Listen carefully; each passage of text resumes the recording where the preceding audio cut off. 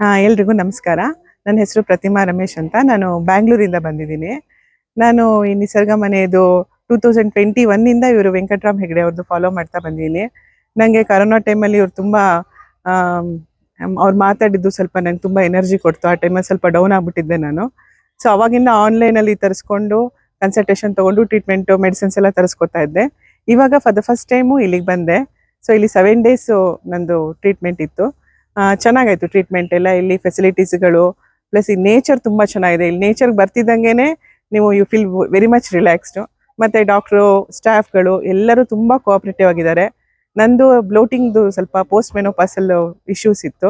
So ಅದು ಕೂಡ ನನಗೆ I am feeling very much relax. ಇನ್ನೂ ಒಂದು 3 ಡೇಸ್ ಇದ್ದಿದ್ರೆ ಚೆನ್ನಾಗಿರುತ್ತೆ ಅಂತ ಅನ್ನಿಸ್ತಿದೆ.